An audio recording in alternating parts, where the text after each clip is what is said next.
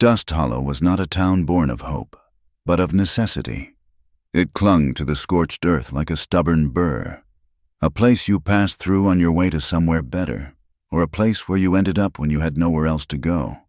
The wind was the true mayor here, a relentless councilman that scoured the land day and night. It sculpted the low, red hills into strange, skeletal shapes and carried the grit of the plains into every home, every meal, every breath. The dust was a fine, rust-colored powder that coated everything in a perpetual layer of decay. It settled in the lines of a man's face, in the folds of a woman's dress, and in the lungs of the sick. The sun was not a gentle, life-giving orb, but a malevolent eye in a bleached white sky, beating down with a fury that cracked the very ground and warped the wooden planks of the town's few buildings. Life in Dust Hollow was as harsh as its landscape. The people were whittled down to their essential parts: hard work, quiet endurance, and a deep-seated suspicion of outsiders and fortune alike. Wealth was measured not in gold, but in sacks of flour and barrels of water.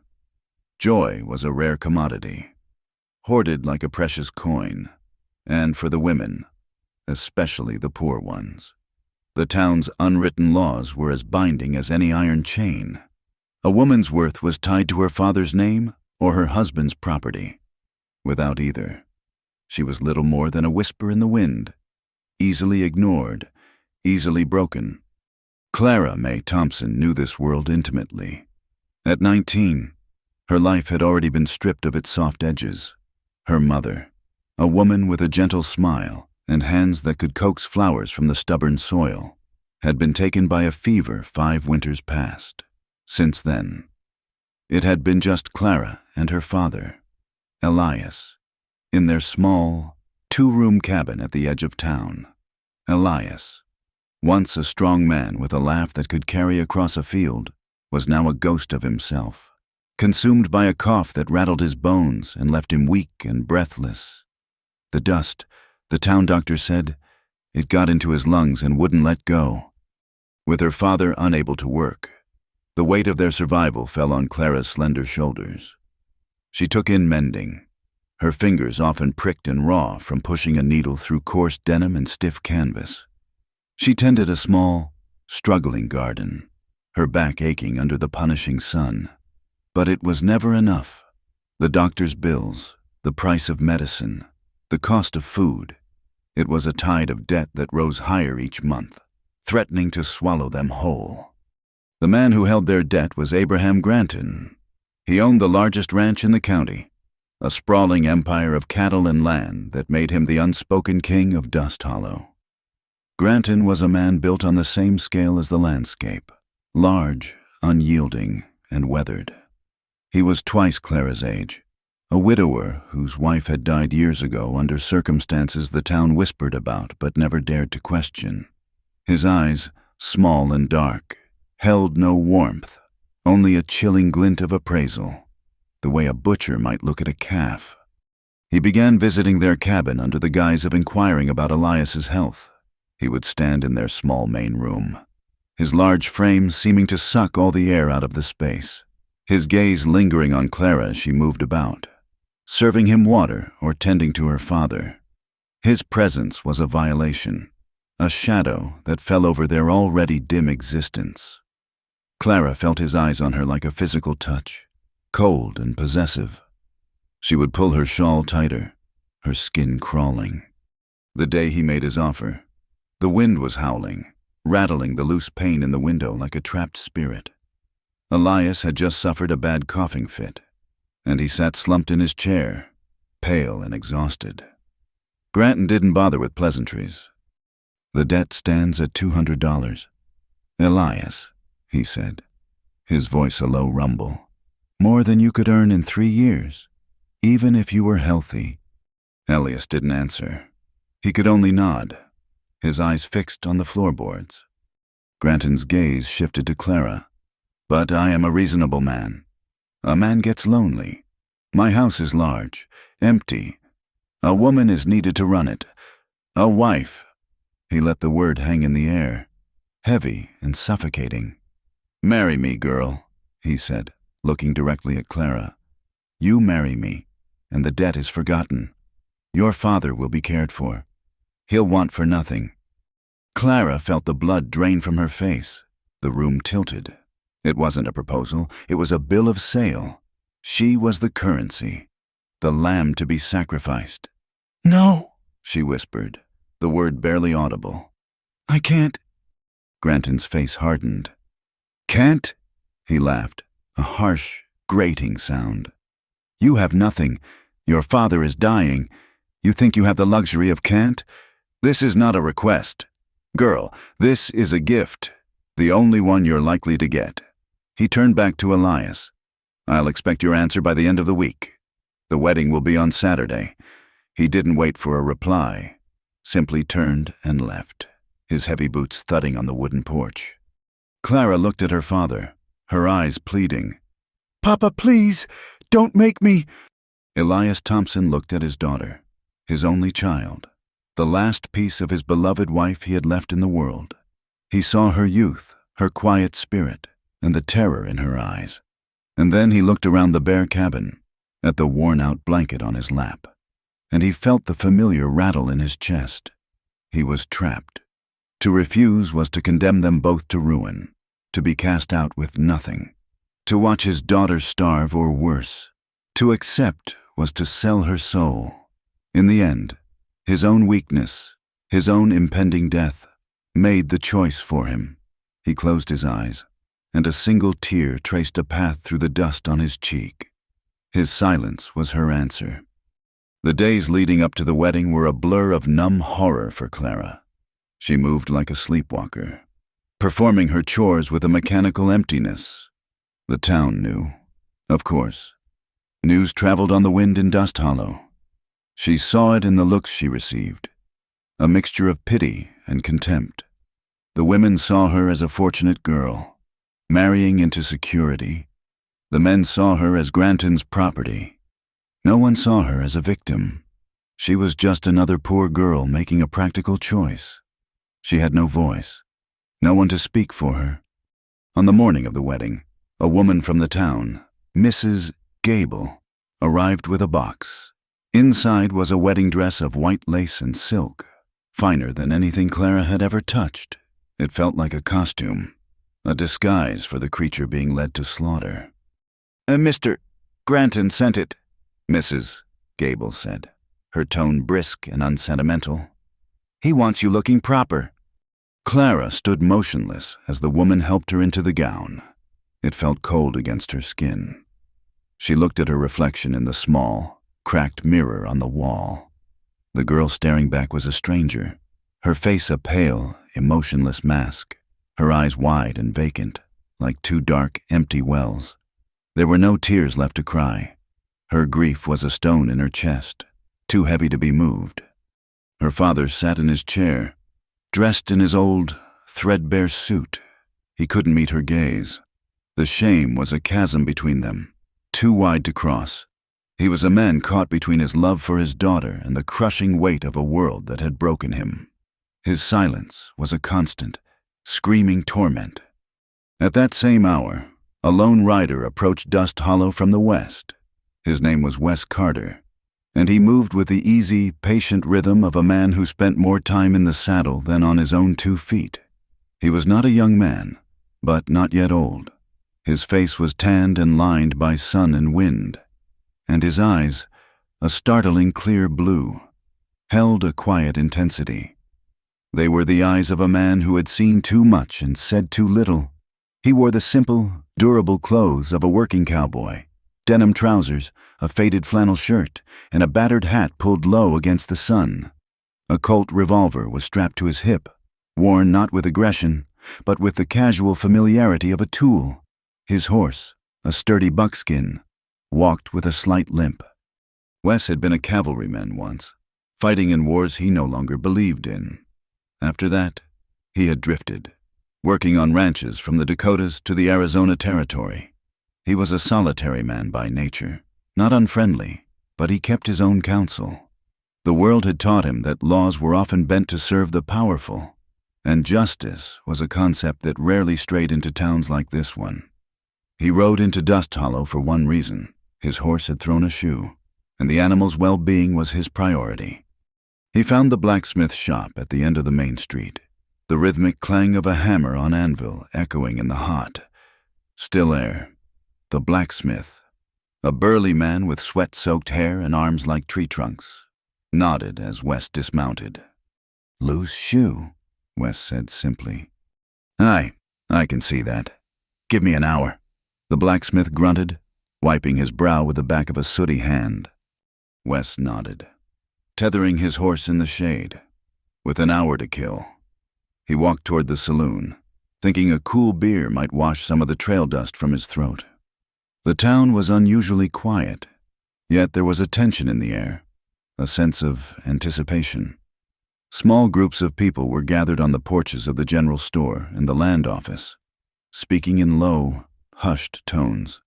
They all seemed to be looking in one direction, toward the small, white-steepled church at the other end of town. As Wes watched, a buckboard wagon pulled by two large draft horses stopped in front of a small cabin. A large man, Wes recognized the posture of wealth and authority immediately, climbed down. It was Granton. A moment later, he emerged from the cabin, his hand firmly on the arm of a young woman in a white dress. Behind them, a frail, older man shuffled out, his shoulders slumped in defeat.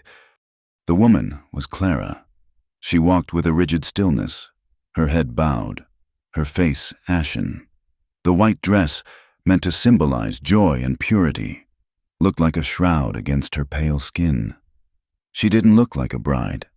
She looked like a prisoner being led to the gallows. The crowd of townspeople began to murmur, their whispers like the rustling of dry leaves.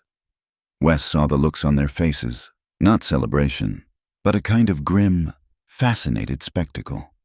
Wes felt a cold knot tighten in his stomach. He turned to a man leaning against a post nearby. "What's the occasion?" he asked, his voice low. The man spat a stream of tobacco juice into the dust. "That's Abraham Granton, richest man around. He's taken himself a new wife. The Thompson girl." "She doesn't look too happy about it," Wes observed. The man shrugged. "Her father owes Granton a pile of money. Can't pay? This settles the debt. Smart trade. If you ask me, her life for his, she gets a roof and food. Granton gets a young wife. That's just the way of things." The way of things. The words hit Wes like a physical blow. He had heard them before. In another town, another lifetime. He saw a flash of a memory, sharp and painful as a shard of glass. His younger sister, Sarah, her eyes just as empty as the girl's in the white dress, being promised to a man she despised, a man with the land and power. Wes had been away, with the army. He hadn't been there to stop it. He had returned to find a fresh grave on a windswept hill. They told him it was an accident. He knew better. The way of things had killed her.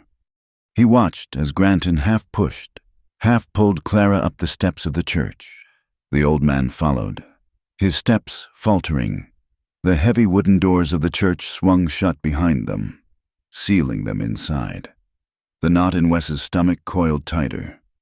He looked at the silent, watching faces of the townspeople, their passive acceptance a form of complicity. He looked at the church, a house of God where a sacrifice was about to be made. And he made a decision. It wasn't a thought, not a plan, but an instinct, a deep, primal refusal to stand by and watch it happen again. He walked past the saloon, his spurs ringing softly in the dusty street. His steps were measured and deliberate. He didn't run, he didn't shout, he simply walked toward the church. Inside, the air was hot and thick with the scent of dry wood and unwashed bodies.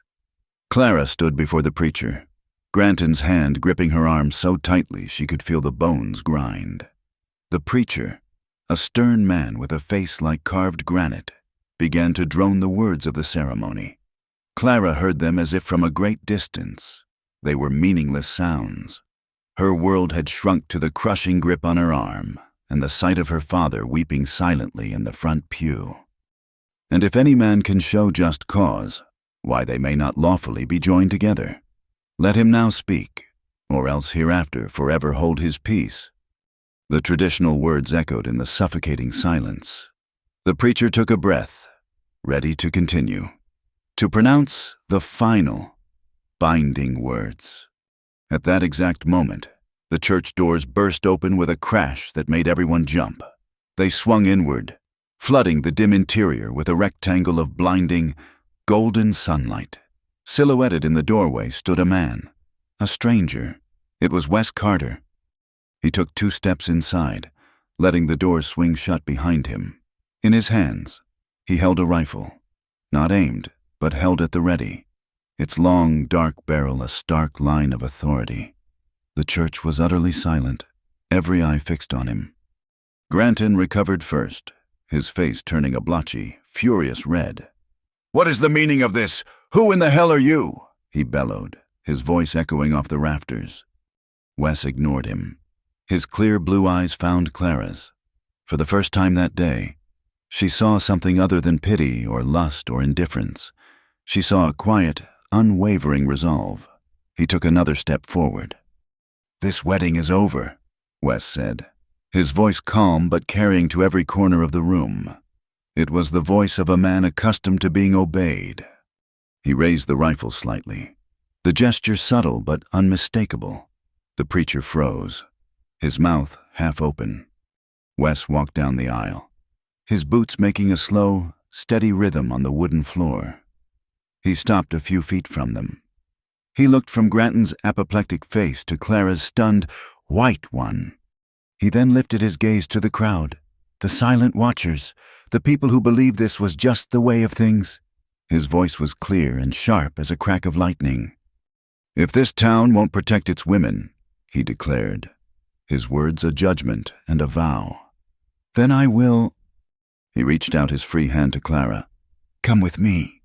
For a heart-stopping second, she hesitated, caught between the terrifying monster she knew and the dangerous stranger she didn't. But in his eyes, she saw not a predator, but a lifeline. It was a chance, a breath of air in a world where she was drowning.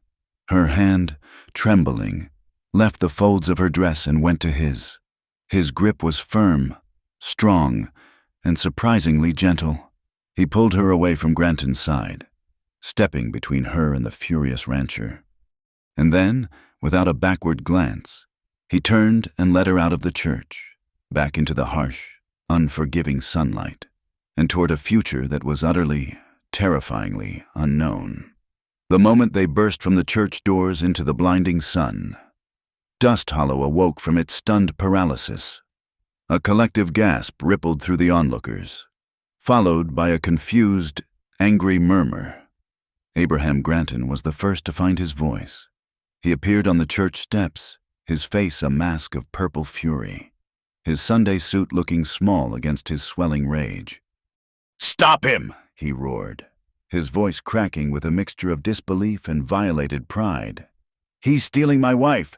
$100 to the man who brings him down." That was all the incentive Dust Hollow needed. Men who had been passive spectators a moment before suddenly became a posse fueled by greed and the desire to be on the right side of power. Shouts erupted. Doors slammed open as men ran for their horses and rifles. The town transformed from a sleepy backwater into a simmering hornet's nest. Wes didn't waste a second. His buckskin horse was still tethered to the blacksmith's post. With Clara's hand still locked in his, he half ran, half dragged her down the street, the ridiculous white lace of her wedding dress catching on splintered boardwalks and kicking up clouds of red dust. She stumbled, her breath coming in ragged sobs of shock and terror. He didn't have time for gentleness. He reached the horse, untied the reins with a single, practiced jerk, and swung himself into the saddle. "Up," he commanded, his voice tight.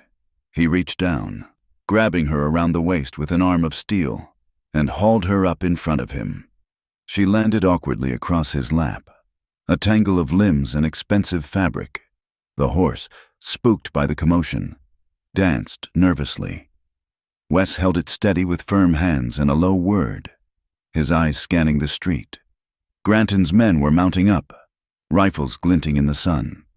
He spurred the buckskin forward, not back the way he'd come, But cutting between the general store and the assayer's office, taking a narrow alley that led out toward the open plains, a shot rang out, then another, the bullets whining harmlessly over their heads, splintering the wooden facade of a building. They were angry shots, not aimed ones. West didn't even flinch. He bent low over Clara, shielding her body with his own as the horse found its powerful stride, leaving the chaos of Dust Hollow behind them. They rode hard for what felt like hours, the town shrinking to a dusty smudge on the horizon and then disappearing altogether. The landscape opened up into a vast, unforgiving expanse of rock and scrub. West didn't follow a trail. He moved through the land with an instinct born of long experience, keeping to arroyos and low ground, making their path as difficult to track as possible. Clara clung to the saddle horn, her knuckles white. The initial shock had given way to a bone-deep, trembling fear. She had been passed from one man's possession to another's. The method was different. One used debt, the other a gun, but the result felt terrifyingly the same. This man, this stranger, had not asked her if she wanted to be saved. He had simply taken her. What did he want in return? The question hammered in her mind with every hoofbeat. Wes felt the rigid terror in the woman in his arms. He could feel the fine trembling that racked her body. He knew what she must be thinking. He had seen that same fear in the eyes of cornered animals. He kept his silence, focusing on the ride, on putting as much distance as he could between them and Granton's fury. He was acting on a ghost's command, a debt he could never repay to his dead sister. Sarah. The memory was a raw, open wound. Sarah, with her bright laugh and quick wit, forced into a marriage with a cruel, wealthy landowner to save their family from ruin. Wes had been 1,000 miles away, wearing a blue uniform, fighting for a cause he'd long since forgotten. He'd received the letter from his mother too late. Sarah had walked into the Grey Bull River one cold spring morning, her pockets filled with stones. They called it a tragic accident. Wes knew it was a choice, the only one they had left her. In Clara's blank, soulless eyes at that church, he had seen Sarah's ghost, and an old, cold rage had taken hold of him. He hadn't thought. He had simply acted, a man trying to outrun a memory. He didn't know this woman's name, but he knew her fate, and he would not stand by and watch it unfold again. As dusk began to bleed purple and orange across the sky, he finally slowed the horse. They were in the foothills now, where the flat plains crumpled into stony hills dotted with juniper and pine. Ahead, nestled in a small, hidden valley, was a dark shape, an old, abandoned cabin. It was barely more than a shack, built by some long-forgotten prospector or homesteader whose hope had run dry. The roof sagged and the door hung crookedly on one hinge, but it was shelter. He dismounted, his movement stiff from the long ride. He reached up for Clara, his hands going to her waist. She flinched violently at his touch. He stopped immediately, dropping his hands. "Easy," he said, his voice low and rough. "I'm not going to hurt you."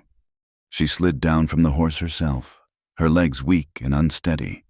The magnificent wedding dress was now a ruin, torn at the hem and stained with dust and sweat. It was a pathetic symbol of a day that had destroyed and remade her life in the space of a single afternoon. She stood apart from him, watching, her arms wrapped around herself as if to hold her splintered soul together. Wes led the horse to a small creek that trickled nearby, letting it drink. He unsaddled the animal, checked its legs, and rubbed its neck with a practiced, soothing hand. He did all this with a deliberate, unhurried pace, giving her time, giving her space. He was keenly aware of her eyes on him, watching his every move with the terrified intensity of a trapped bird. The cabin was grim. It consisted of a single room, empty save for a stone fireplace, a crude table, and a thick layer of dust and leaves that had blown in through the broken window. The air was cold and smelled of decay and damp earth. It was a desolate, lonely place, but the silence was profound.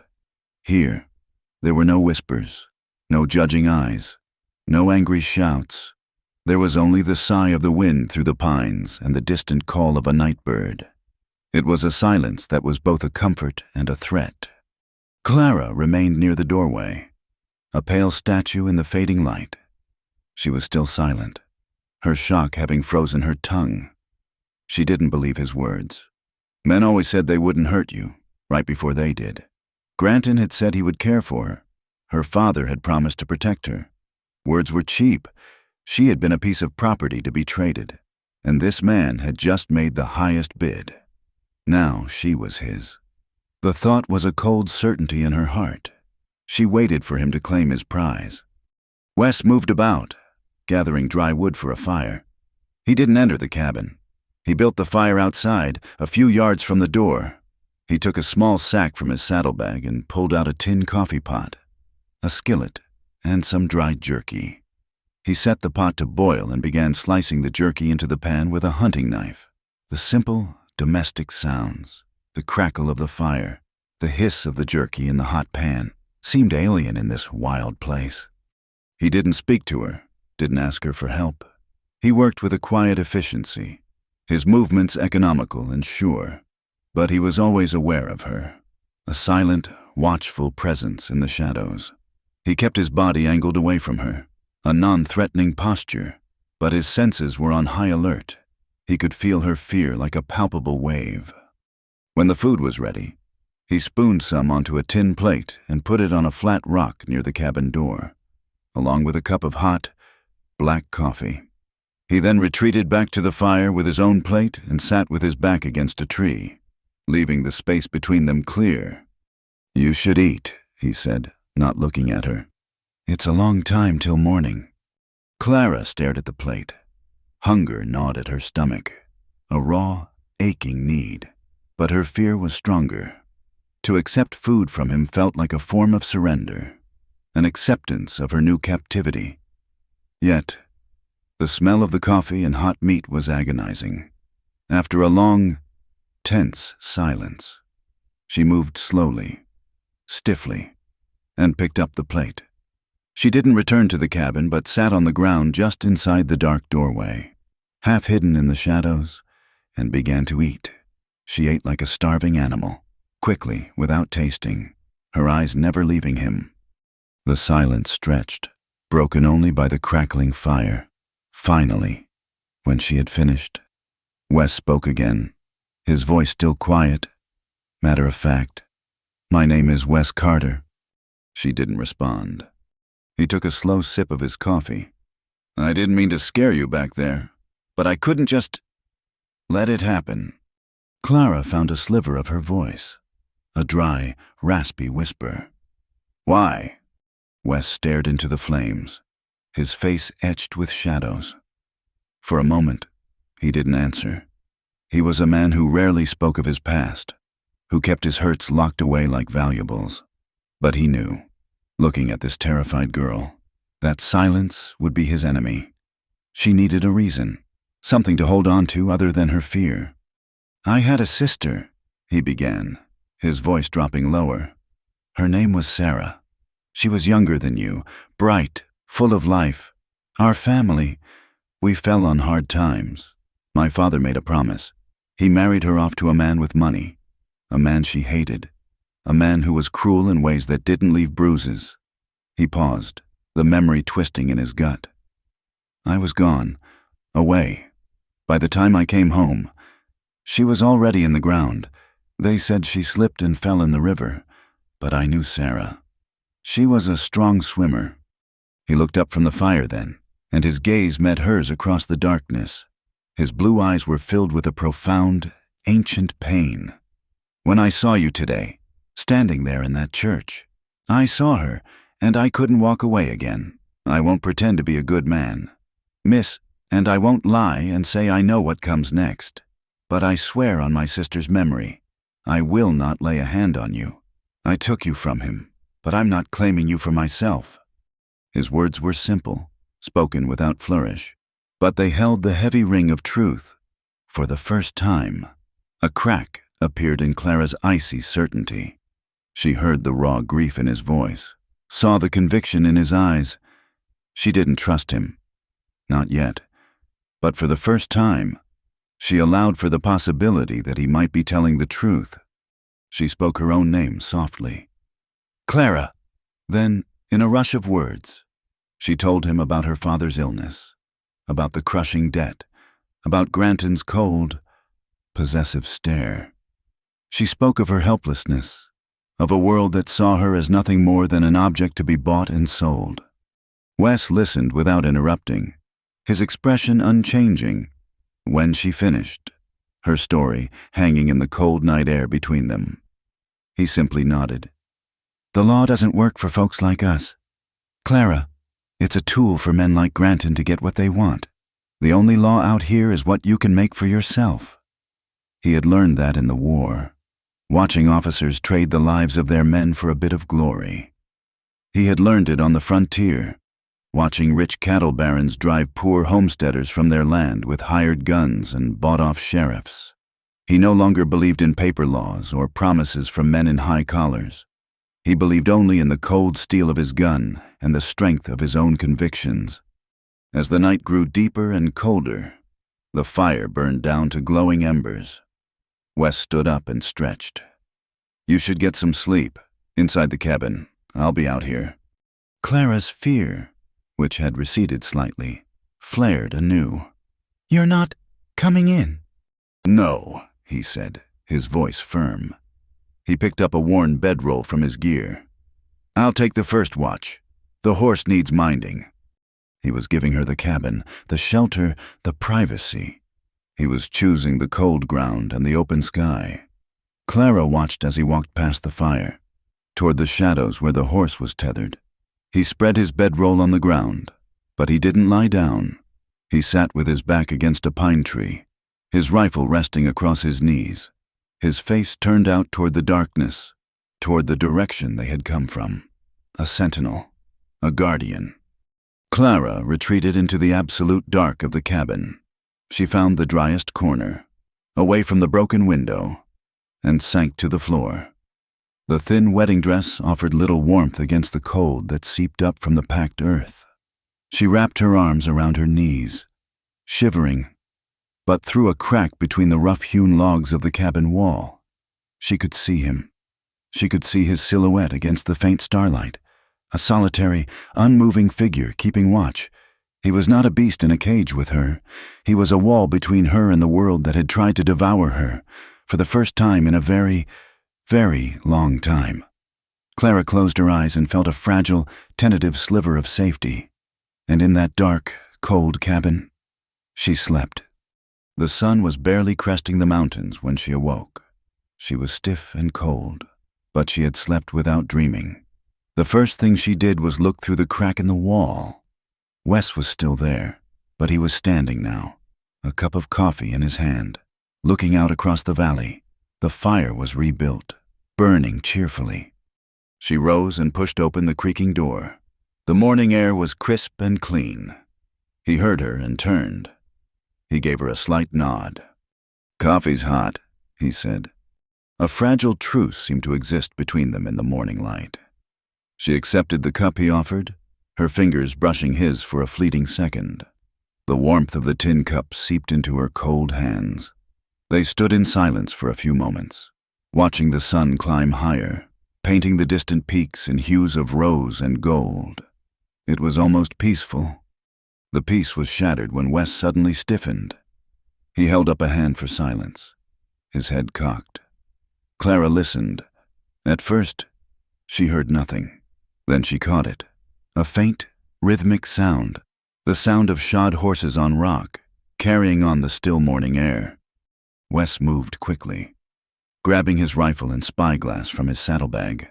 He scrambled up the rocky incline behind the cabin, moving with a silent, fluid grace. He lay flat on a high ledge, peering through the spyglass toward the plains below. Clara waited, her heart pounding against her ribs. He was gone for what felt like an eternity. When he slid back down the rocks, his face was grim. "It's them," he said, his voice low and urgent. "A posse of 6 riders. Granton's leading them. They're cutting for sign, but they're heading this way. The fragile safety of their hideout evaporated like morning mist. The wilderness was no longer a sanctuary. It was a trap. "We have to go," Wes said, already moving to saddle his horse. "Now, we'll have to go deeper into the mountains. It'll be rough going, but it's the only place they won't be able to follow easily." Clara didn't hesitate. The fear was back, cold and sharp. But this time it was different. It was a fear of being caught, not a fear of the man beside her. She helped him stamp out the fire and pack his meager supplies, her hands shaking but her purpose clear. He was her only chance. He helped her onto the horse, and this time, she did not flinch from his touch. He swung up behind her, and with a final, searching look back at the valley, he urged the horse forward, not toward the open plains, but upward, into the wild, uncharted territory of the high country, where the rocks were sharp, the trails disappeared, and only the desperate or the damned would dare to go. The chase had begun again. The high country was another world, a brutal, beautiful kingdom of stone and sky. The life of a fugitive was not a life of grand escapes and clever tricks. It was a slow, grinding ordeal of survival. Their days became a grueling rhythm of walking, climbing, and hiding. They moved at dawn and dusk, resting during the punishing heat of midday in the slivers of shade offered by rock overhangs or skeletal junipers. Wes led them through a labyrinth of canyons and mesas, a landscape designed to break a man's spirit. The red dust of the plains gave way to sharp, broken rock that tore at Clara's flimsy wedding shoes until they were useless shreds of leather and lace. Soon she was walking barefoot, her feet cut and bruised, but she never complained. A silent endurance had taken root in her, a stubborn refusal to be broken. Their world shrank to the essential elements, water and food. Wes was a master of finding the former, spotting the subtle signs of a hidden spring or digging in a dry creek bed until a muddy trickle appeared. They drank sparingly, the water often tasting of minerals and earth. But it was life. Food was scarcer. Wes's small supply of jerky and hardtack dwindled quickly. He taught her to identify edible roots and berries. But the land was lean. Hunger became a constant companion, a hollow ache in her belly that sharpened her senses. Fear was ever present, taking new forms each day. It was the dry, menacing rattle of a snake coiled under a rock, which sent a jolt of ice through Clara's veins before Wes dispatched it with a swift, clean blow from a stone. It was the shadow of a mountain lion they saw silhouetted on a ridge at sunset, its scream echoing through the canyons later that night. It was the constant, nagging dread of Granton's men, the possibility that every dust devil on the horizon was a sign of their approach. Through it all, Wes was a quiet, steady presence. He was no longer just her rescuer. He was her teacher. He showed her how to read the sun to tell the time, how to build a smokeless fire, how to move silently over the treacherous ground. He spoke little, but his actions were a constant lesson in survival. He always took the larger share of the hardship, giving her the last of the water, the shadiest spot to rest, the better part of whatever meager food they found. He remained distant, respectful, the space between them as vast and unbridgeable as the canyons they crossed. But a thread of reliance was being woven, a bond forged not in words, but in shared hardship. One afternoon, the sky turned a strange, bruised yellow. The air grew heavy and still, the silence unnatural. Wes stopped, his head tilted, sniffing the air like an animal. "Something's coming," he said, his voice low. "We need shelter, now." He half pushed her toward a shallow cliff face, a place where the rock had been hollowed out by centuries of wind and water, forming a shallow overhang. It wasn't a cave, barely a dent in the stone, but it was all they had. They huddled together as the temperature plummeted. The first drops of rain were huge and cold, splattering in the dust. Then a sound began, a low rumble that grew into a roar, like a freight train bearing down on them. It was not rain, it was hail. At first, they were the size of pebbles, stinging their exposed skin, but they grew quickly. becoming marbles, then stones, then jagged chunks of ice as large as a man's fist. They rained down with incredible violence, hammering the ground, shattering on the rocks with sharp cracks. The noise was deafening, a chaotic, terrifying bombardment. There was nowhere to run, nowhere to hide. Clara screamed as a piece of ice struck her shoulder, the pain sharp and immediate. She tried to curl into a ball, to make herself smaller, but the icy onslaught was relentless. Without a word, Wes moved. He pushed her flat against the back of the rock face, forcing her into the most protected corner. Then he covered her body with his own, creating a human shield. He arched his back over her, his arms braced against the rock on either side of her head, his large frame absorbing the full fury of the storm. Clara was trapped in a small, dark space that smelled of his sweat, the wet dust, and her own terror. She could hear the sickening thud and crack of the hailstones striking him, again and again. She could hear his sharp, gritted inhales of breath, the low grunts of pain he couldn't suppress. Every impact on his body felt like a blow to her own heart. She squeezed her eyes shut, her hands pressed against the cold stone, and prayed for it to end. The storm passed as quickly as it had arrived. The roar subsided, replaced by a dripping silence and the faint, tinkling sound of melting ice. The ground was white, covered in a blanket of hailstones. Wes remained over her for a long moment, his breathing harsh and ragged. Then, slowly, painfully, he pushed himself up. He turned to face her, and she gasped. His face was pale, his jaw tight with pain. A trickle of blood ran from a cut on his temple. "You all right?" he asked. His voice strained. She could only nod, her throat too tight for words. He gave a short, jerky nod in return.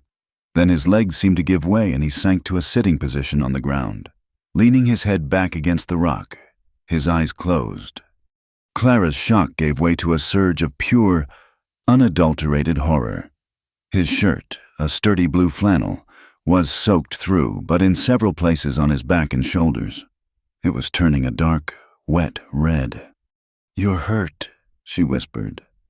"It's nothing," he rasped, without opening his eyes. "Just bruises." But it wasn't nothing. She knew it. For the first time since he had taken her from the church, she moved toward him not out of fear or necessity, but out of a desperate, overwhelming need to help. She knelt beside him on the icy ground. "Let me see." "Clara, I'm fine." "No," she said, her voice shaking but firm. "You are not. Let me see." He was silent for a moment. Then he gave a slight, resigned nod.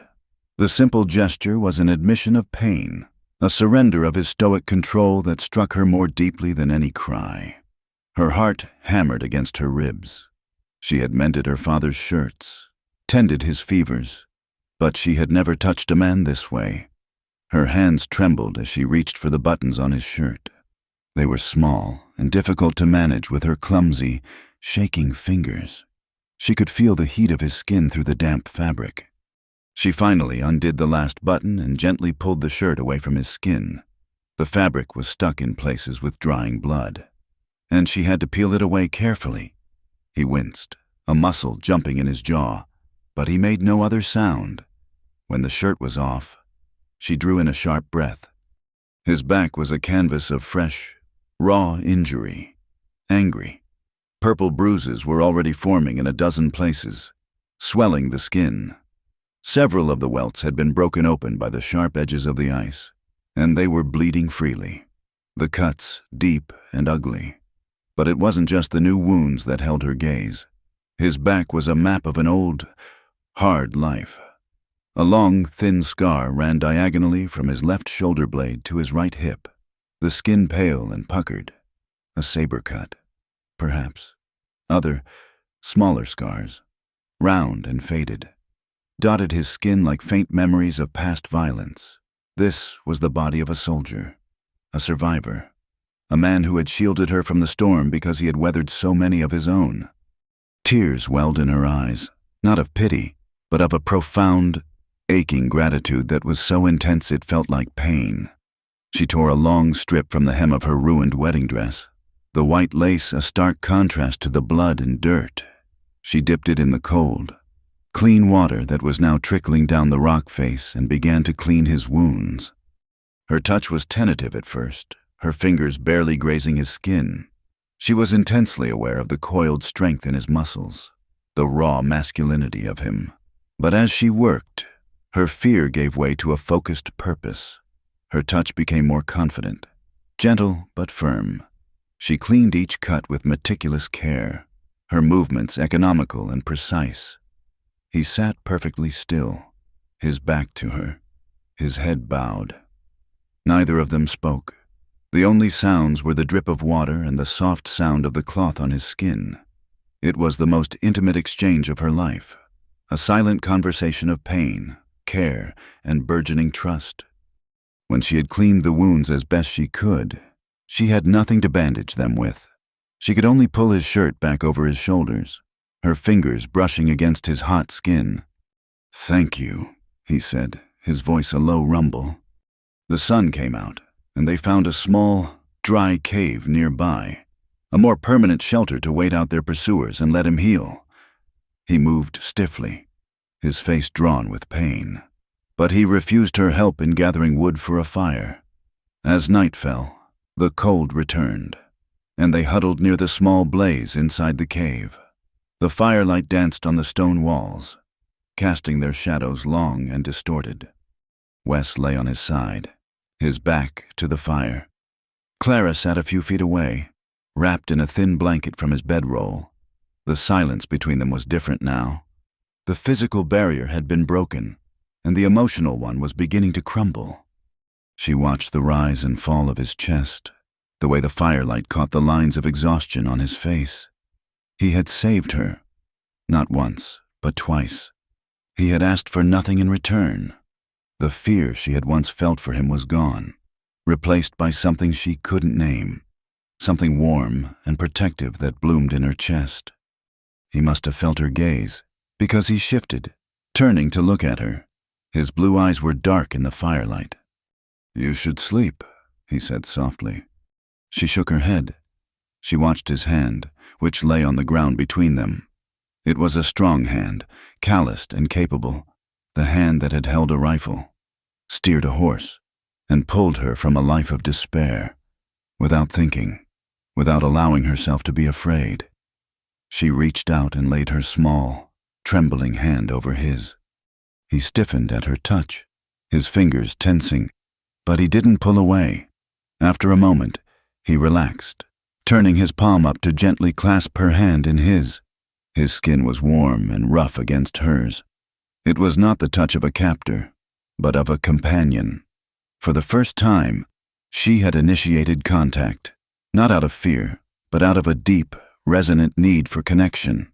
It was an anchor in the terrifying wilderness of her life. "Tell me about the painting," he said, his voice quiet. She looked at him, surprised. "What?" "In Dust Hollow. When you were talking, you said you wanted to draw." Tears pricked her eyes again. No one had ever asked about her dreams. They had been such small, secret things, locked away in her heart. "My mother," she began, her voice thick with emotion. "She used to press flowers in a book. She said every flower had a story, a color that was all its own. She taught me their names. I wanted to paint them, to capture the colors, to learn how to read and write their stories down. But after she died, Father said it was a foolishness we couldn't afford. There was no time for anything but work." She looked down at their joined hands. "It seems so silly now." "It's not silly," Wes said, his thumb stroking the back of her hand. "To want to make something beautiful in a world like this, that's not foolishness, that's hope." He fell silent for a long time, and she thought he had fallen asleep. But then he spoke again, his voice barely a whisper. "I used to want to build things, a house, a ranch, have a family. After the war, after Sarah, something broke inside me. It seemed like everything I ever tried to build, The world just came along and smashed it to pieces. It was easier to just keep moving, to not have anything you could lose. He turned his head to look at her fully, his eyes searching her face in the flickering light. When I saw you, it was like seeing a light in a dark place, a light someone was about to snuff out, and I couldn't let that happen. He looked away, back toward the fire, a muscle working in his jaw. He was holding himself back, reining in emotions he had kept tethered for years. They sat that way for hours, their hands clasped, sharing the quiet comfort of their newfound trust. The world outside the cave, with its dangers and its pursuers, faded away. There was only the fire, the stone walls, and the warmth of another human being. A few nights later, Wes was much improved. The cuts were beginning to heal, the bruises fading.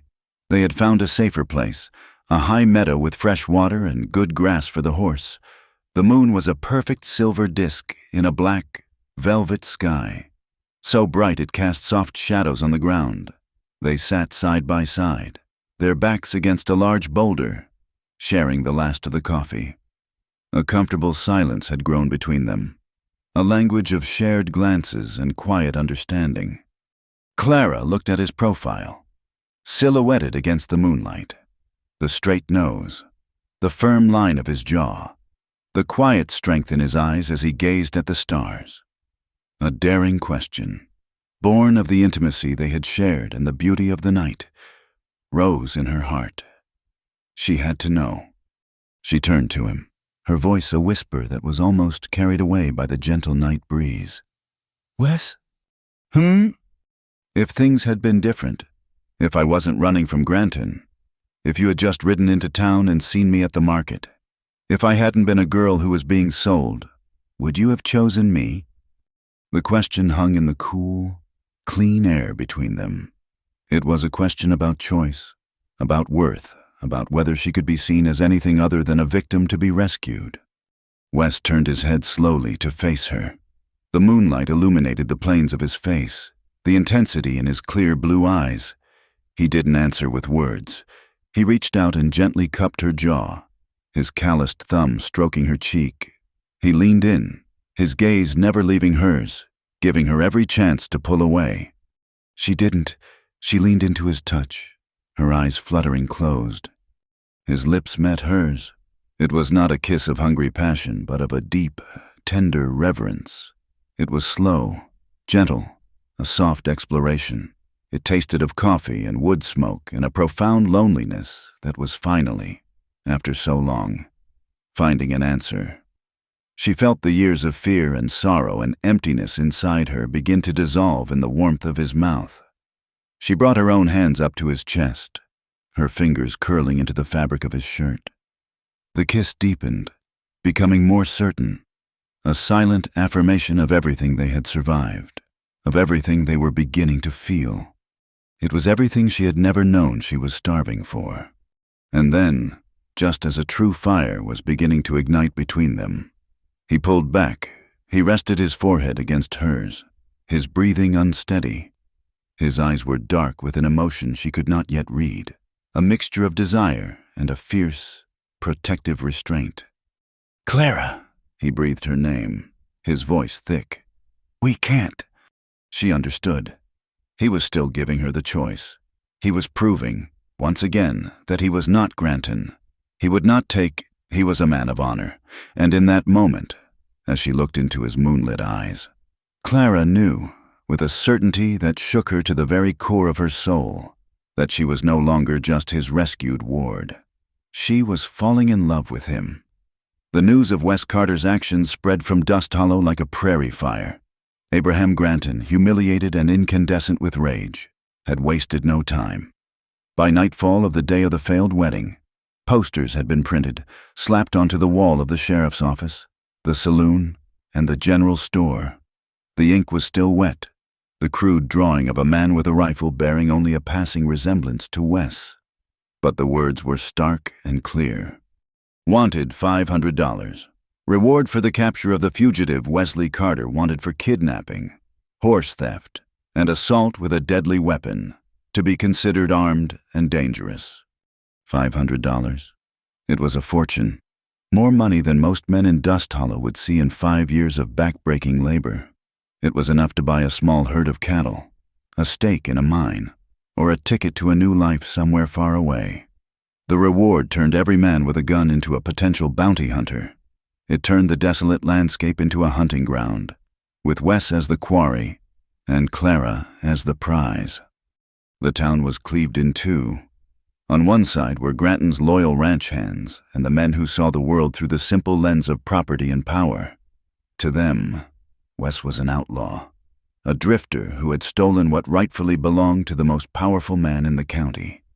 They drank in the saloon, boasting of how they would track him down and drag him back to face Granton's justice, their talk fueled by whiskey and the glint of silver dollars.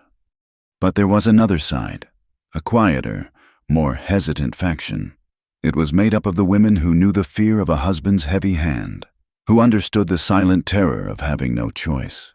They whispered among themselves over laundry lines, and while sweeping their porches, they saw not a kidnapper, but a savior. It was the poor homesteaders whom Granton was slowly squeezing off their land, men who knew the sting of his brand of justice. They saw not an outlaw, but a man who had finally stood up to a tyrant. They offered no help to the posses, gave vague answers to questions, and quietly hoped the fugitive would make it to the border. Dust Hollow was a town at war with its own conscience, and the reward was the devil on its shoulder. West knew all this without having to see it. He had seen it a dozen times before. A man with money can make his own truth, he told Clara as they made their slow, careful way through the mountains. He's not just hunting us with men, he's hunting us with words. Kidnapper. It's an ugly word, easy to believe. In the weeks that followed, they lived like ghosts, never staying in one place for more than a couple of days.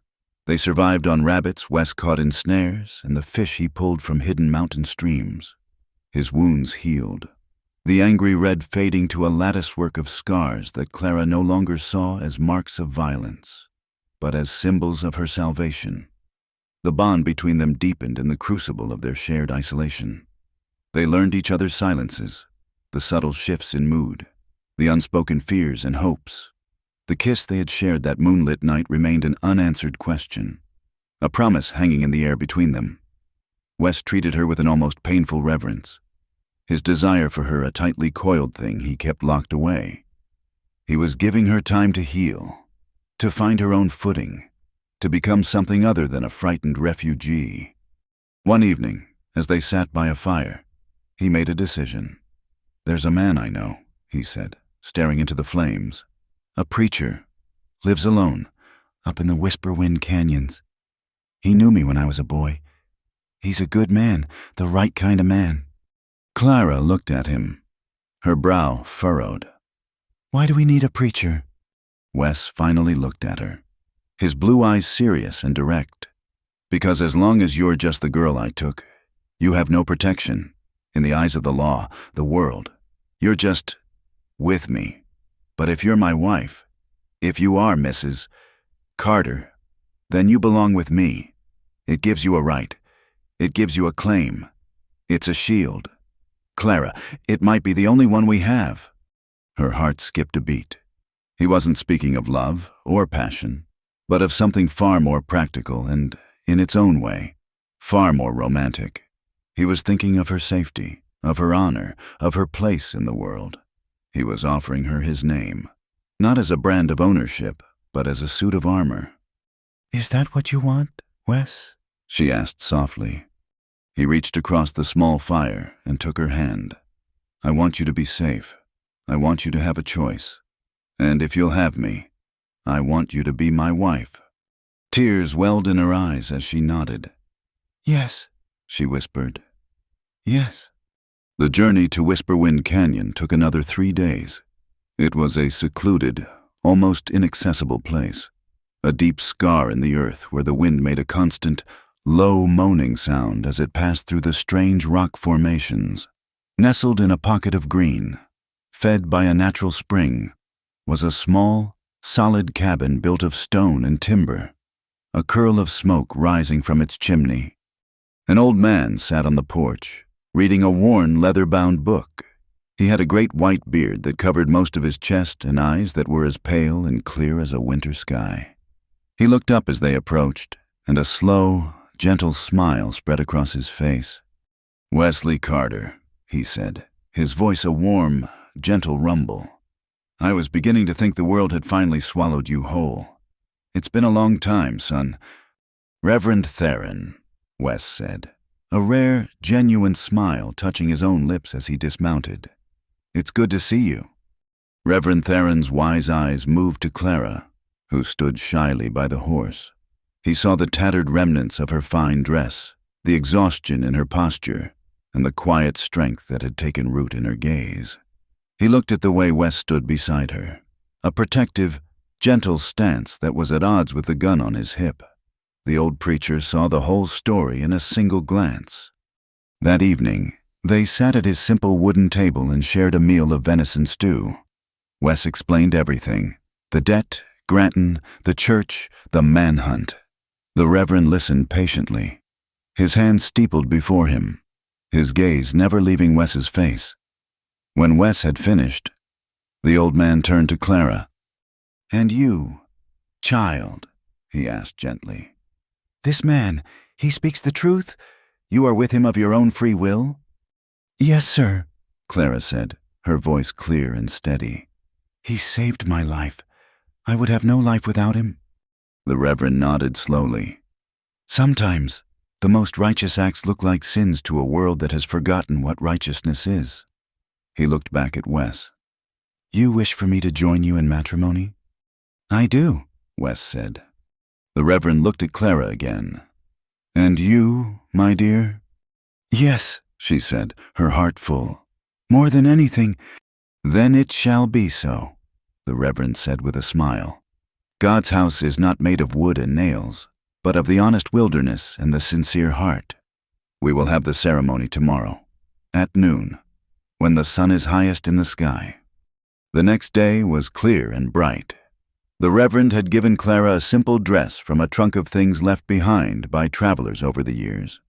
It was the color of a summer sky, a soft, faded blue, and it fit her as if it were made for her. She braided her long brown hair down her back. She wore no shoes, her feet now tough and calloused from their journey. She looked not like a bride in a fairy tale, but like a woman of the mountains, strong and real. Their chapel was a small clearing in a stand of ancient pine trees. The sunlight filtered through the high branches, dappling the ground with shifting patterns of light and shadow. The air smelled of pine needles and damp earth. Their congregation was the wind in the trees and the birds in the sky. Wes stood waiting for her, his back to a towering pine. He had washed and shaved, and his face looked younger, the lines of worry smoothed away. When he saw her coming through the trees, a look of profound awe came over his face. He stepped forward to meet her. He didn't have a ring of gold. Instead, he held a small, dark object in his palm. It was a necklace. He had carved it himself the night before from a piece of smooth, dark river stone, shaping it into a simple, graceful bird in flight. He had strung it on a thin leather cord. "For you," he whispered, his voice thick with emotion. He placed it around her neck. The stone was cool against her skin. It was a promise of freedom, a symbol of their flight. Reverend Theron stood before them, his white beard bright against the dark cloth of his coat. "We are gathered here today," he began, his voice echoing softly in the quiet woods. "Not in defiance of the law of man, but in accordance with a higher law, the law that says a soul must be free, that a heart must be allowed to choose its own home." He spoke of love not as a fleeting passion, but as a shelter, a fortress against the hardships of the world. He spoke of partnership, of two people becoming stronger together than they ever were apart. Then he turned to Wes. "Do you, Wesley Carter, take this woman, Clara Mae Thompson, to be your lawfully wedded wife? Do you promise to be her shield in the storm, her fire in the cold, her steadfast companion in this life, for as long as you both shall live?" Wes never took his eyes from Clara's. "I do," he said, his voice clear and strong. The Reverend smiled and turned to Clara. "And do you, Clara May Thompson, of your own free will and choice, take this man, Wesley Carter, to be your lawfully wedded husband? Do you promise to be his comfort, his harbor, and his steadfast companion in this life, for as long as you both shall live?" Tears streamed silently down Clara's cheeks, but they were tears of joy, washing away the last traces of the terrified girl in the white dress. "I do," she said, her voice full of a love that was fierce and true. "Then, by the authority vested in me, by God Almighty, and by the witness of this wild and holy creation," the Reverend declared, his voice ringing through the trees, "I pronounce you husband and wife." Wes leaned in and kissed her, and this time there was no hesitation, no holding back. It was a kiss of promises kept and futures beginning, a sealing of their two wandering souls into one. They were married, they were fugitives, they were home. They stayed with the Reverend for another week, allowing the hunt for them to cool. Then, with a gift of supplies and the old man's blessing, they moved on, deeper into the mountains. They found what they were looking for in a high, hidden valley, a small, abandoned line shack, much like the one they had first stayed in, but this one was more solid, its roof mostly intact. This became their home. They worked side by side to make it habitable, chinking the logs with mud and moss, repairing the roof, and building simple furniture from pine logs. Wes hunted, bringing back meat for their table. Clara tended a small garden, coaxing life from the mountain soil. They fell into a comfortable, domestic rhythm, their days filled with the quiet, satisfying work of building a life together. They slept separately. Wes still laid his bedroll by the fire, giving her the single built-in bunk. It was a line of respect he would not cross until she was ready. He was her husband in name and in his heart, but he would wait for her to be his wife in every sense of the word. That invitation came one night, weeks later. A cold snap had descended on the mountains, and a fierce wind howled outside the cabin, rattling the door in its frame. The fire in the hearth burned brightly, but the cold still seeped through the walls. Clara lay in the bunk, wrapped in every blanket they owned, but she was still shivering. She watched Wes as he sat by the fire, cleaning his rifle, the firelight casting his strong profile in flickering gold and shadow. She saw the loneliness in him, the solitude he had wrapped around himself for so many years like a shield. She saw her husband, and she knew, with a certainty that warmed her from the inside out, that she wanted to close the final distance between them. "Wes," she said softly. He looked up, his movements stilling. "You cold?" "Yes," she said. "I am—" She paused, gathering her courage, her heart beating a steady, determined rhythm. She pushed back the blankets, making room. Will you come keep me warm?" He stared at her, the rifle forgotten in his hands. He saw the look in her eyes, not fear, not neediness, not obligation. It was a clear, open, and honest invitation. It was desire. It was love. He rose slowly and came to her. He stood by the bunk, looking down at her, his face full of a question he didn't dare ask. "Are you sure, Clara?" he asked, his voice rough with emotion. She reached up and took his hand, pulling him gently down. "I have never been more sure of anything in my life," she whispered. He lay down beside her, his body tense. She moved closer, wrapping her arms around him, laying her head on his chest. She could feel the powerful, steady beat of his heart against her cheek. He relaxed then, his own arms coming around her, pulling her tight against him. For a long time, they just lay there, holding each other, listening to the wind and the fire. The intimacy that followed was a quiet revelation. It was a slow, tender discovery, an act of reverence and profound emotion. There was no shame, no fear, only the overwhelming rightness of it.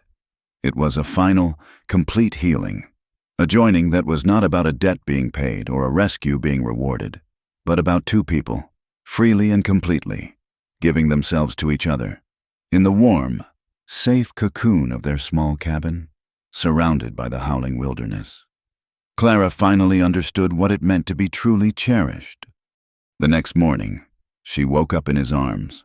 The fire had burned down to embers, and a pale, misty light filtered through the single window. She felt a sense of peace so deep and profound it was as if she had been holding her breath her entire life and had only just now let it out. She was his wife. She was home. He was already awake, watching her, a gentle, contented look on his face. He smiled and kissed her forehead. Later, they sat on the small, crude porch they had built, mugs of hot coffee warming their hands. A thick fog filled the valley, clinging to the pines and shrouding the world in a soft, gray silence. Clara leaned against him, her head resting on his shoulder, breathing in the scent of coffee and wood smoke and him. "I love this," she murmured. "The quiet." He put his arm around her, pulling her closer. "Me too." She looked up at his face, at the man who had become her entire world. A smile touched her lips. "Good morning, my husband," she said, the words feeling new and wonderful and absolutely perfect on her tongue. He looked down at her, his blue eyes so full of love it took her breath away. He was about to speak when a sound cut through the misty silence. It was the sharp, metallic click of a rifle hammer being cocked. They both froze. Wes's body went rigid, his hand instinctively going for the gun that was not there, that was leaning against the wall just inside the door. A voice, thick with malice and triumph, cut through the fog. "Well, now, isn't this a cozy little picture?" They looked up. Standing at the edge of the clearing, not 20 yards away, was a line of men on horseback, and at their front, a cruel, satisfied smile on his face. Was Abraham Granton. He held a rifle leveled directly at Wes's heart. The happiness they had built, their fragile, beautiful peace, had just run out of time. The world of mist and coffee shattered into a nightmare of sound and violence. Before Wes could even rise, 2 of Granton's men materialized from the fog, their rifles already leveled. They had circled the cabin, a perfect, silent ambush. Wes's first and only instinct was to move in front of Clara, a futile attempt to shield her again. He was a force of nature when cornered, but even he couldn't fight 6 rifles at once. A heavy blow from a rifle butt caught him behind the knee, sending him to the ground. Another slammed into his side, forcing the air from his lungs in a ragged gasp. "No!" Clara screamed, a raw, primal sound of terror. She tried to run to him, but a rough hand seized her arm, yanking her back. "You're not going anywhere, girl," the man snarled, his grip like an iron vice. Granton dismounted, his boots sinking into the soft earth as he strode toward them.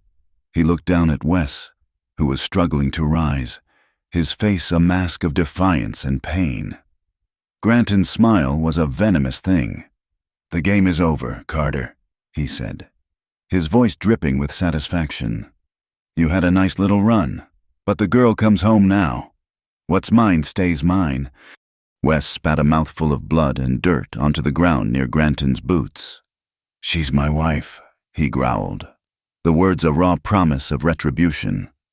Granton laughed, a harsh, ugly sound that echoed in the misty valley. "She's a confused, hysterical female who was taken against her will. That's the story everyone in Dust Hollow already believes. And a marriage certificate signed by some crackpot hermit who lives in a hole in the ground won't change a thing." He gestured with his rifle. "Tie him up, and get the girl. We're going home." They bound Wes's hands behind his back with cruel efficiency, cinching the ropes until his wrists were raw. Clara fought, kicking and struggling against the man who held her, her cries echoing uselessly against the silent pines. It was no use. She was dragged toward a spare horse and thrown into the saddle, her hands tied to the horn. As they rode away, she looked back at their small cabin, the home they had built with their own hands, their sanctuary of peace now violated and left behind. She saw Wes, forced to walk, stumbling behind Granton's horse with a rope around his neck like a common animal, his proud head held high despite the humiliation. Tears streamed down her face, freezing in the cold mountain air. Their dream, so new and fragile, was already a ruin. The journey back to Dust Hollow was a slow, agonizing parade of shame. When they emerged from the foothills, the townspeople were already waiting, drawn by the news that Granton's posse was returning.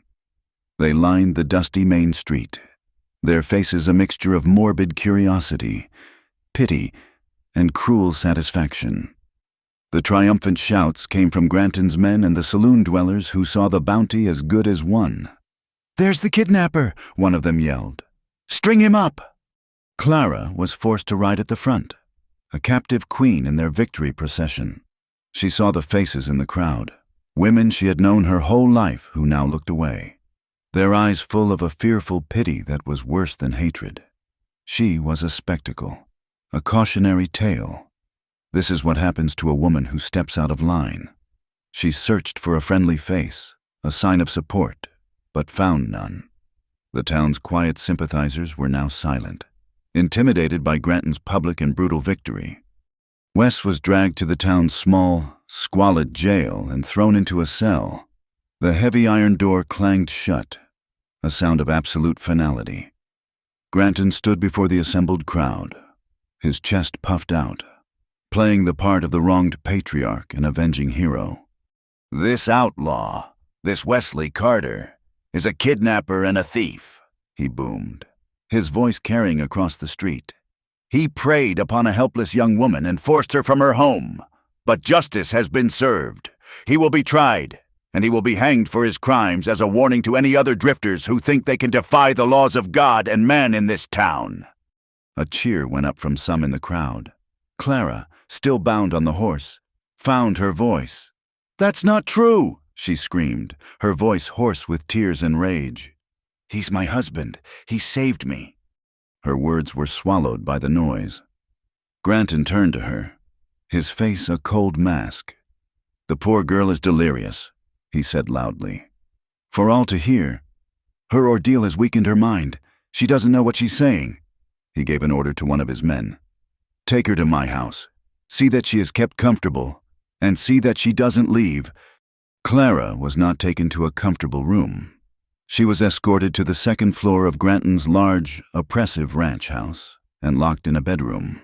It was a finely furnished cage, with a soft bed and lace curtains, but the door was bolted from the outside, and the window overlooked a sheer drop to a stone patio.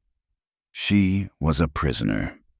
She tried to reason with the grim-faced housekeeper, a woman named Martha, who brought her meals. "You have to listen to me," Clara pleaded.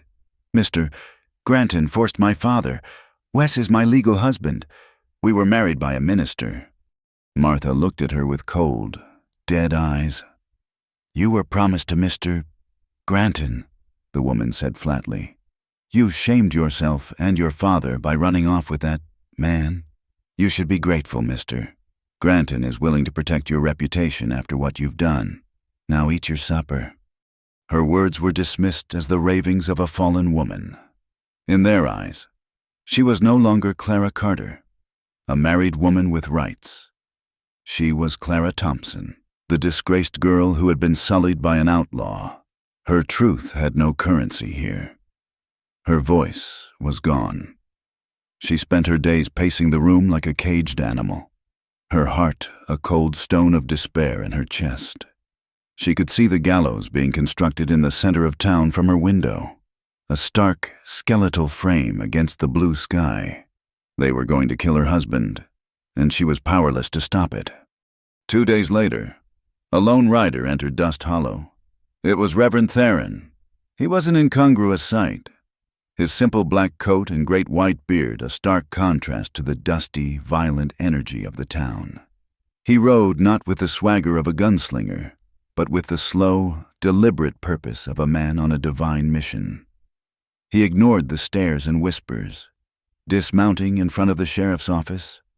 Sheriff Brody, a man whose loyalty to Granton was far stronger than his loyalty to the law, met him on the porch. "Can I help you, old man?" the sheriff asked, his hand resting on the butt of his pistol. "I have come on a matter of justice," the Reverend said, his voice calm but resonant. "I hear you are planning to execute a man named Wesley Carter for the crime of kidnapping." "That's the plan," the sheriff said with a shrug. "Trial's tomorrow. Hanging's the day after. Open and shut case." "I see," the Reverend said. He reached inside his coat and produced a folded piece of paper. It was a legal marriage certificate, signed by him and witnessed by God. "Then you may find this document of some interest. It proves that Wesley Carter cannot be guilty of kidnapping Miss Clara Thompson, for the simple reason that, on the day he was captured, she was, and is, his lawfully wedded wife, Mrs. Clara Carter." He held out the paper. The sheriff took it, his eyes scanning the elegant script. His jaw went slack. The news hit the town like a bolt of lightning. It spread from the sheriff's office to the general store, from the saloon to the stables. A legal marriage, witnessed by a preacher. The solid ground of Granton's story suddenly turned to quicksand. The town's silent dissenters now had a voice. They had a fact, a piece of paper that challenged Granton's narrative. That evening, in the saloon, a poor farmer named Jedediah, a man Granton was trying to force off his land, stood up to one of Granton's loud-mouthed ranch hands. "How can it be kidnapping if he was with his own wife?" Jedediah asked, his voice shaking but determined. "She was promised to Granton," the ranch hand snarled. "Promised ain't married," another voice piped up from the back. It was Mrs. Gable, the woman who had brought Clara her wedding dress. Her face was grim. "And I saw the girl's face that day. She weren't no happy bride. She was a lamb being led to slaughter." A murmur of agreement went through the room. For the first time, people were daring to speak the truth aloud. The foundation of Granton's power, built on fear and intimidation, was showing its first cracks.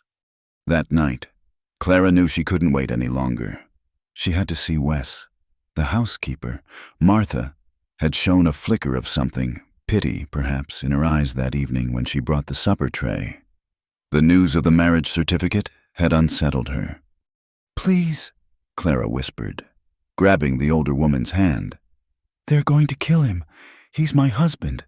You're a woman. You must understand. I need to see him, just for a moment." Martha hesitated, her face a conflict of duty and conscience. Finally, she gave a short, sharp nod. "The back stairs," she whispered. "Don't be long." Clara slipped out of the house like a shadow, her heart pounding. The town was dark and quiet. She crept through the back alleys, her bare feet silent in the dust, until she reached the jail. A single lamp burned in the sheriff's office. The deputy on duty was asleep in his chair, a bottle of whiskey on the desk beside him. She moved around to the side of the building, to the small, barred window of Wes's cell. She pressed her face close, her breath fogging in the cold night air. "Wes," she whispered. He materialized from the darkness within, a shadow among shadows. He came to the window, his face pale and bruised in the faint starlight, but his eyes were clear and fierce. He reached his hands through the bars, and she took them, lacing her fingers with his. His skin was cold. "Clara," he breathed, his voice full of pain and love. "You shouldn't be here. It's not safe." "I don't care," she sobbed, pressing her cheek against the cold iron bars, trying to get closer to him. "Wes, what are we going to do?" "There's nothing to do," he said, his voice grim. "Granton owns this town. He owns the judge, the sheriff, everything. He'll get what he wants." He squeezed her hands. "You need to get away from here. Go north. Find the Reverend. He'll help you." "No," she said, her voice suddenly fierce. She looked up, her eyes blazing in the darkness. "I am not running anymore. I am your wife. I am not leaving you." Tears streamed down her face, but her voice was steady. "Tomorrow, at the trial, I'm going to tell them. I'm going to tell them everything, the truth, About my father. The debt, the hailstorm.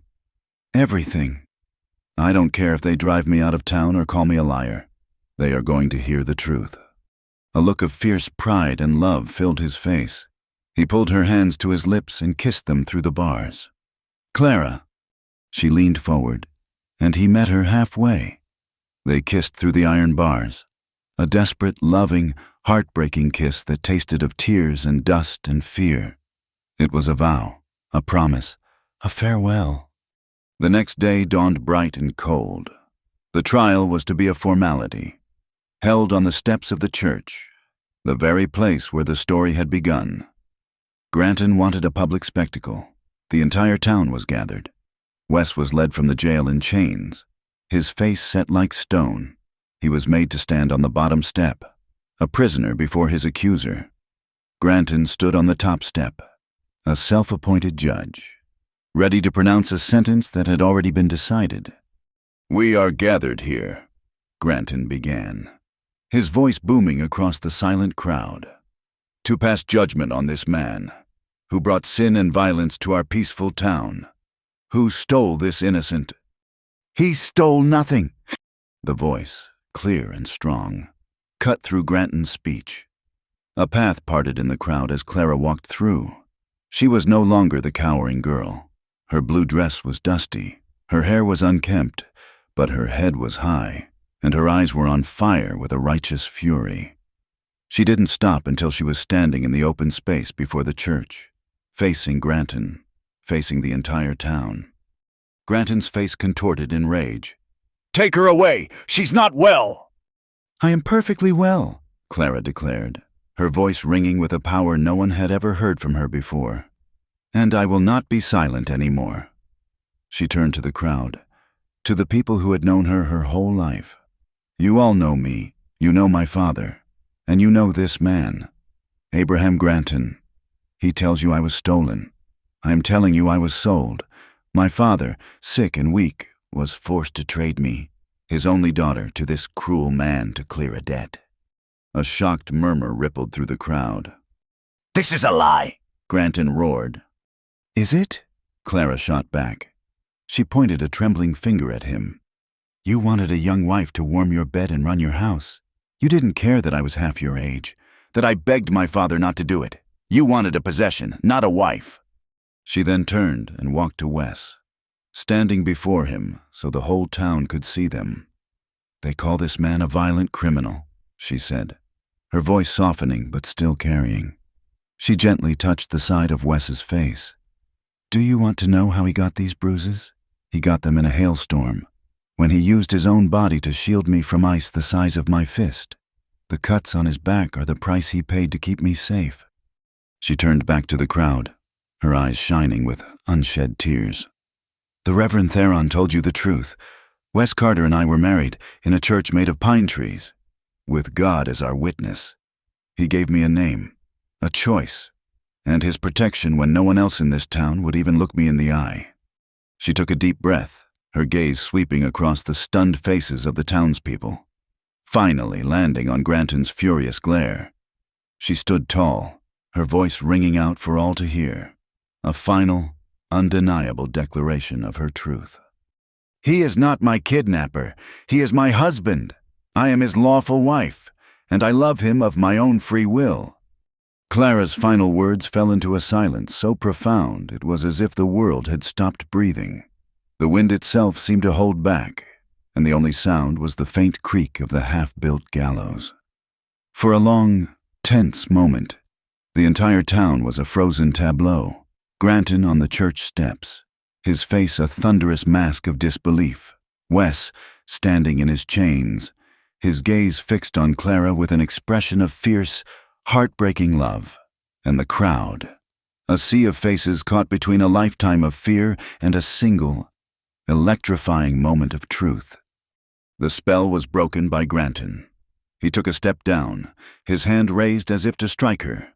"Lies, all of it. She's a hysterical, dishonorable woman trying to save her outlaw lover." His words were meant to be a hammer blow, to shatter her credibility and restore order. But something had changed. The seed of doubt Clara had planted was already taking root. Her story was too raw, too real. It resonated with the unspoken truths of their own hard lives. Granton's men tensed, their hands moving toward their pistols, ready to enforce their master's will. On the other side of the crowd, farmers and homesteaders shifted uncomfortably, their faces grim, their hands clenched into fists at their sides. The air crackled with the threat of violence. Dust Hollow was a powder keg, and Clara had just lit the fuse. It was not a man with a gun who tipped the balance. It was a small, stooped woman standing near the front of the crowd. Elspeth Miller, a widow who had been the town's midwife for 50 years, had brought most of the people there into the world and had held the hands of their mothers as they left it. Her face was a roadmap of wrinkles, and her voice was thin and reedy, but it carried the unimpeachable weight of moral authority. "She's telling the truth," Elspeth said, her voice cutting through the tension. Every head turned toward her. Granton glared, his eyes spitting fury. "Stay out of this, you old crone!" Elspeth ignored him, her gaze fixed on the crowd.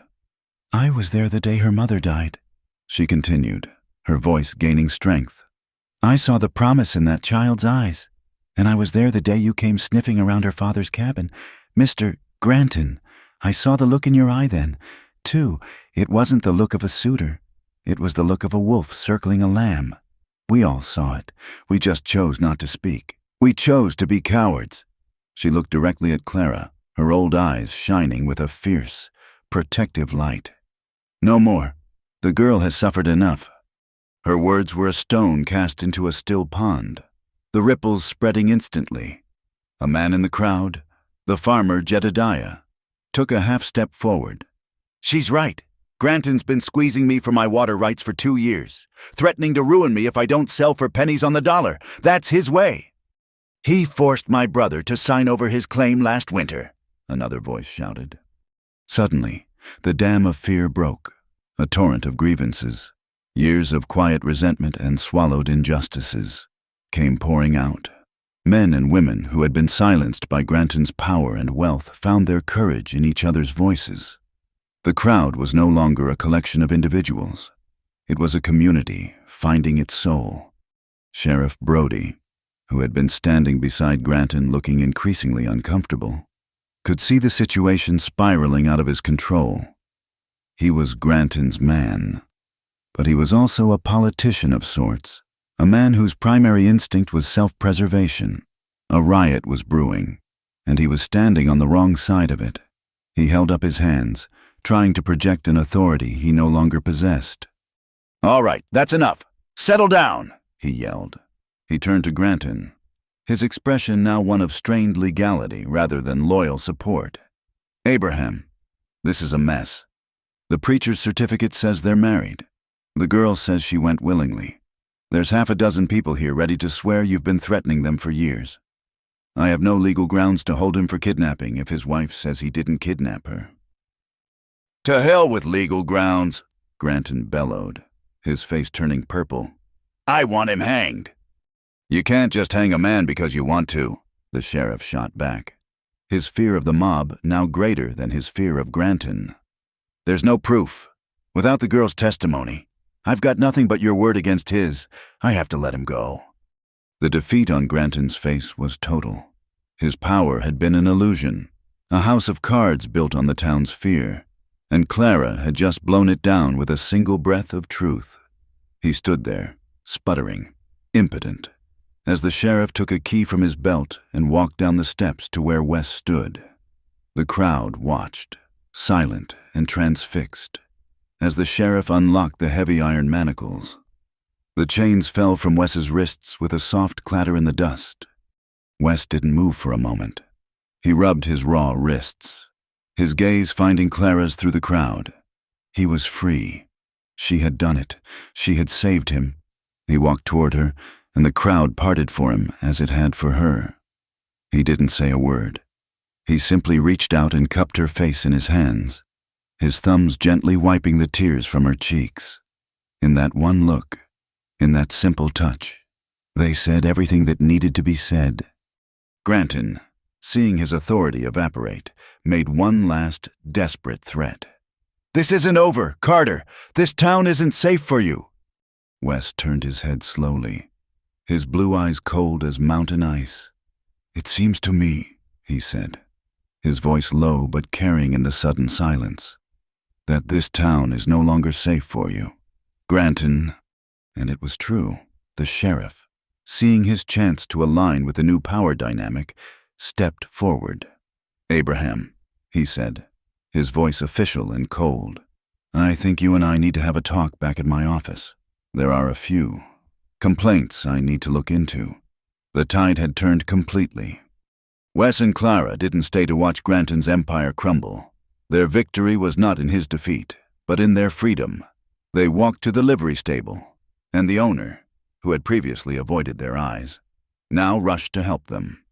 "The buckskin is fed and watered. Mr. Carter, no charge at all."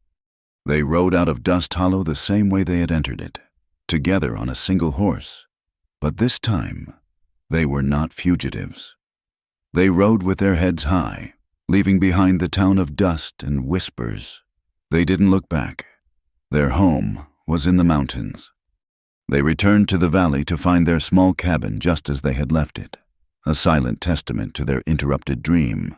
But this time, there was no fear, only a quiet determination. They rebuilt. They strengthened the walls, replaced the roof, and planted a larger garden. They worked from sunup to sundown, their hands and hearts entwined in the simple, honest labor of creating a life. The mountains that had once been their hiding place became their sanctuary. A year passed, marked by the turning of the seasons in their mountain valley. The harsh sun of summer gave way to the golden aspens of autumn, then the deep, silent snow of winter, and finally, the tender green shoots of spring. Hope returned to the land and to their lives. The buckskin horse, their faithful companion, gave birth to a long-legged, wobbly foal in the spring, a symbol of their new beginning. One afternoon in early summer, the sky grew dark and the first rains of the season began to fall. It was not a violent hailstorm, but a soft, steady, life-giving rain. Wes and Clara stood on their porch, side by side, and watched it fall. It washed the dust from the air, darkened the rich soil in their garden, and filled the valley with the clean, sweet scent of wet earth and pine. It felt like a baptism, a washing away of the past, a blessing on their future. The seasons turned again, and their life settled into a peaceful, loving rhythm. The memory of Dust Hollow faded, becoming a distant story rather than a raw wound.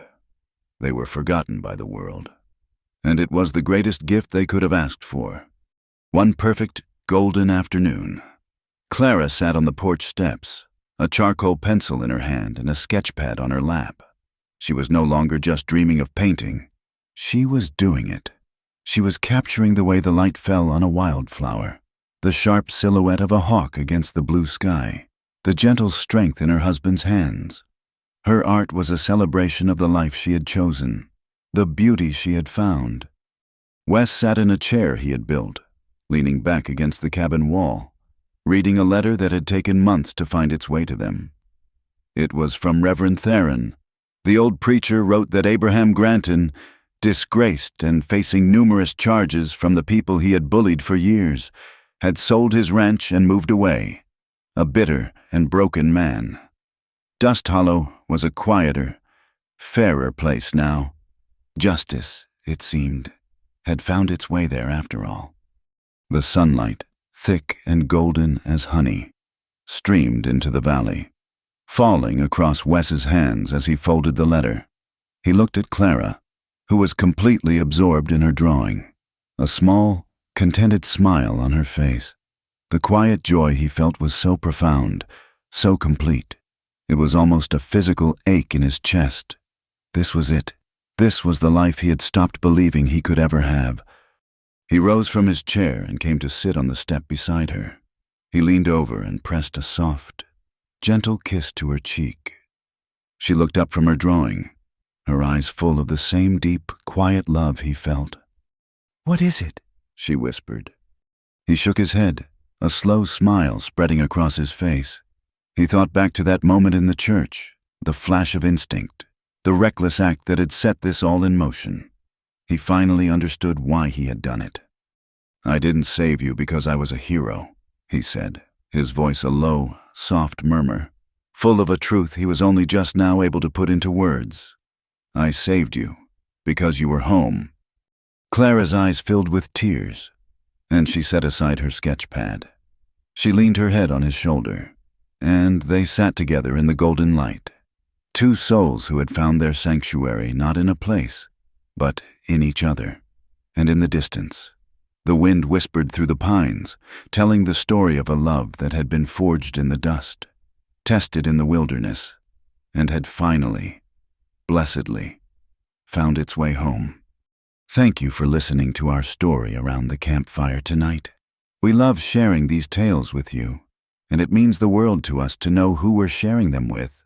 Please, drop a comment below and let us know where in the world you're listening from. If you enjoyed the story, we'd be honored if you'd subscribe to the Wild West Campfire channel and share your thoughts. We'll see you for the next one.